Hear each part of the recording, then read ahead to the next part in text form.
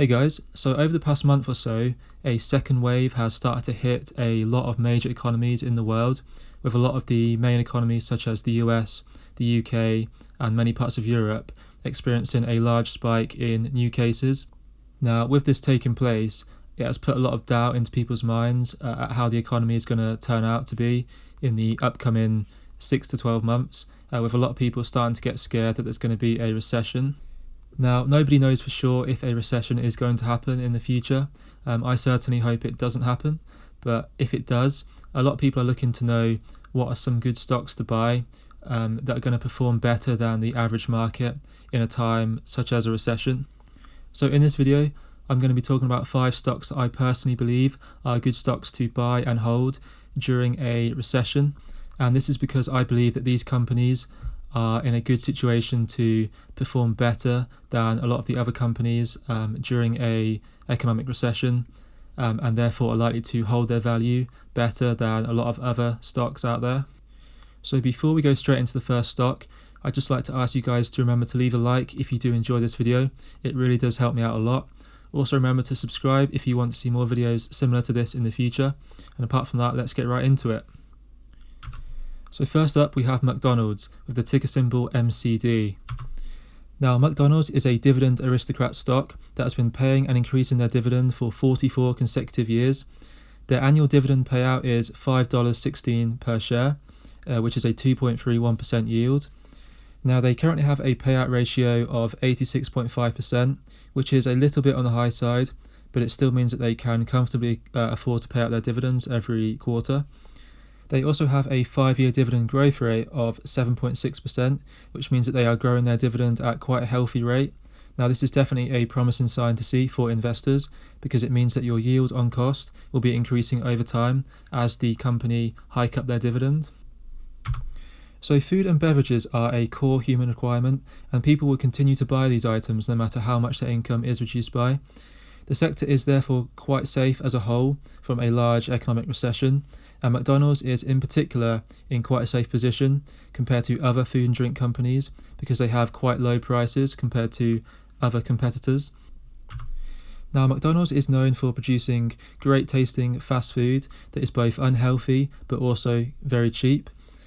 So the type of economic goods produced by McDonald's are therefore inferior goods, which means that as average income in the economy increases, the demand will generally decrease.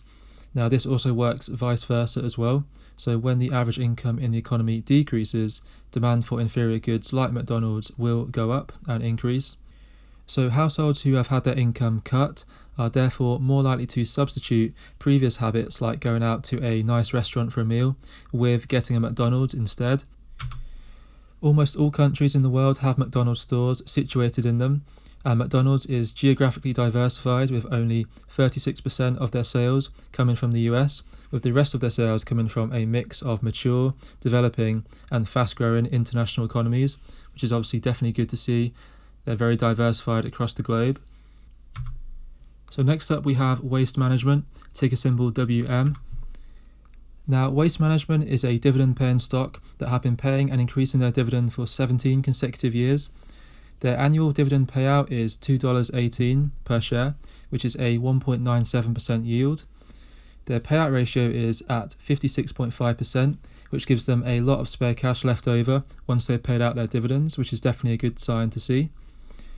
The 1.87% yield is nothing special. However, their 5-year dividend growth rate is at 6.45%, which means that their dividend is growing nicely over time. So Waste Management own the largest network of recycling facilities, transfer stations, landfills and processing plants in the USA. They generate their revenue through contracts with customers to collect, process and dispose of their waste. They have over 22 million customers spread across the government and public sector, residential, commercial and industrial sectors, so a nice range of different sectors that their customers are diversified across. So on top of this, Waste Management do not rely heavily on any sole customer or sector. Their biggest customer represents just 1% of annual revenues, and their biggest revenue generating sector, which is the government and public sector, accounts for just 21% of their total revenue. Waste Management's dense network and ownership of key assets allows them to maintain lower costs than competitors. For example, Waste Management own 280 landfill sites, which is the same amount as the next two largest competitors combined. Now, on top of this, it's incredibly tough for new competitors to start up and compete with Waste Management, and this is due to extremely high barriers to entry, such as startup costs and government regulations.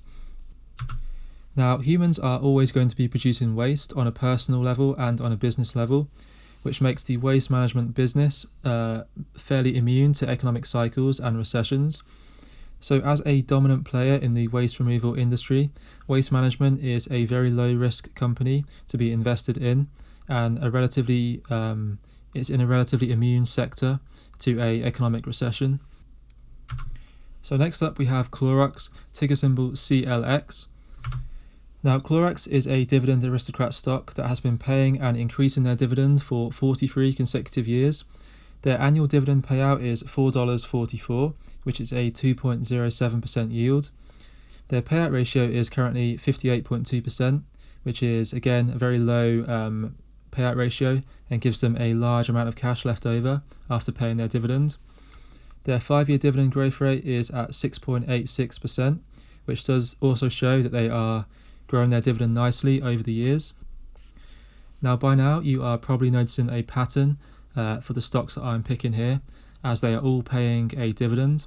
Now, this tends to be because dividend paying companies, especially dividend aristocrats and dividend king stocks, are very well established companies that are very mature and have been operating for 50 to 100 years and are very sort of developed and already have a core business model, and this allows them to therefore pump out some of their profits in the form of a dividend.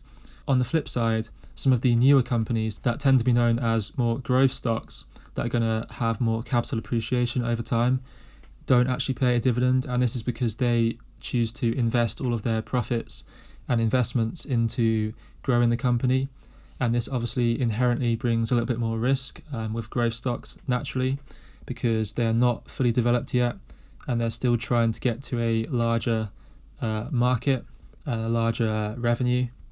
So yeah, I just thought I'd touch on that and sort of why dividend paying stocks tend to be classed as a lot of the time more safer companies to be invested in. So CLOROX are widely known for their bleach. However, they do produce a wide range of additional cleaning products and other household products too. In fact, only 34% of their sales come from cleaning products, with 30% coming from household products and 20% coming from lifestyle products like food and personal care. So CLOROX has more than a 20% market share in its addressable markets, which is 3 times the size of the next biggest competitor. So CLOROX is a really big household name, and their management estimates suggest that CLOROX branded cleaning products alone can be found in over 90% of US households, which is definitely an impressive stat. So the markets that they operate in tend to be quite sticky and less subject to change, and 85% of American households consistently fill up their cupboards with the same household items every time they go for a shop. On top of this, 60 to 80% of all new product launches in these markets do actually fail. So it just shows that customers do tend to stick with what they know and stick with the already well-established products like CLOROX. So CLOROX products have withstood the test of time, and with continuous investments in advertising, research and development, and acquisitions, CLOROX should be around for many more years to come. People do not simply stop cleaning their toilet or stop wiping down their kitchen surfaces during a recession, and CLOROX products are essential in all households, which means that sales are not likely to be hit particularly significantly during an economic recession. So next up we have PEPSICO, ticker symbol PEP. Now, Pepsi is a dividend aristocrat stock which is close to hitting that 50 years and becoming a dividend king that has been paying and increasing their dividend for 48 consecutive years. So their annual dividend payout is $4.09, which is a 2.94% yield. Their payout ratio is at 74.16%, which leaves them with a decent amount of cash left over after paying out their dividend. So the dividend yield of slightly below 3%, combined with the attractive 8.41% 5-year dividend growth rate, is an attractive combo for investors. So it means that you'll be generating a higher yield from shares in Pepsi compared to many other companies, and it will also mean that your income is going to be increasing faster than a lot of other companies every year as Pepsi hike up their dividend payout. So if you are a dividend investor in particular, Pepsi is definitely a good company to look at, as they do have a decent payout and they are growing their dividend at quite a good rate too. So a lot of people mistake Pepsi as being primarily a drink brand that compete against Coca-Cola. So it's not until you actually look at Pepsi's roster of 22 iconic brands that you realise they are much more diverse than that. Aside from the classic Pepsi drink, some of their biggest brands that they have include Lay's, Doritos, Mountain Dew, Gatorade, Cheetos and Walkers. Their revenue is geographically diversified as well, with 57% of sales coming from the US, with over 40% coming from the rest of the world, including 20% from emerging markets. Pepsi is dominant in the markets that they operate in and has the largest food and drink market share in the US, Canadian, UK and Russian markets, which is 4 of the top 5 biggest food and drink markets in the world. The depth and strength of Pepsi's brands that they have, as well as their strong retailer relationships, makes it very hard for rival companies to compete for market share. Pepsi have also been significantly investing in healthy products with low sodium and low calories, so they are definitely looking at diversifying their product range. So in times of economic struggle, people will still find comfort in their favourite snacks and drinks. Pepsi products are not exactly luxury, they're not particularly expensive, which means that they're not particularly vulnerable to consumer preference shifts. Pepsi's portfolio of products is diversified across the food and drink markets, as well as geographically, meaning that they are in a strong position if an economic recession is to come in the future. So finally we have Johnson & Johnson, ticker symbol JNJ. So Johnson & Johnson is a dividend king stock that has been paying and increasing their dividend for 58 consecutive years. Their annual dividend payout is $4.04, which is a 2.82% yield. Their payout ratio is currently 50.45%, which leaves them with a large amount of cash left over, and their 5-year dividend growth rate is 6.32%, which shows that they are growing their dividend nicely over time.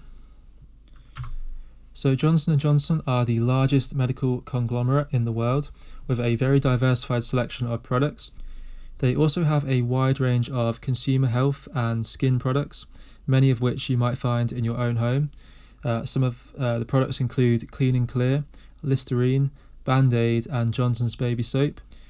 So 50% of their sales come from pharmaceuticals, 33% come from medical devices and 17% from consumer products.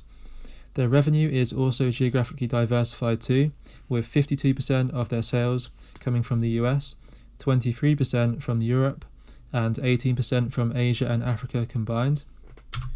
So Johnson & Johnson have a track record of dominating the markets that their products are in, with approximately 70% of their sales coming from number 1 or number 2 global market share positions. The sheer size of the company allows Johnson & Johnson to have strong pricing power, helping their product sales to outpace the addressable market average. They are also investing heavily into research and development, as well as innovation, with 25% of their 2019 revenue coming from products that have been launched in the previous 5 years. So that is definitely quite an impressive statistic to have. So through financial ups and downs of life, most people are still going to be buying their usual household health items and medical products. If you need a certain medication, you're going to be paying however much it costs, no matter how bad the economy is at that current moment. So therefore I believe that Johnson & Johnson is a very safe and recession-proof company to be investing in. So that is all for today's video, guys. I would just like to say that the 5 stocks that I picked in this video are just my own opinion based on my own research. I am not a financial advisor, and therefore you should not be buying stocks based on what I'm saying. You should definitely make sure that you do your own research into any company you want to put money into. Remember to leave a like on the video if you did enjoy it. Remember to subscribe if you want to see more videos like this in the future, and be sure to leave a comment Let me know what your favourite company is on this list that I've got. I really would be interested to know what you think. And apart from that, thanks a lot for watching.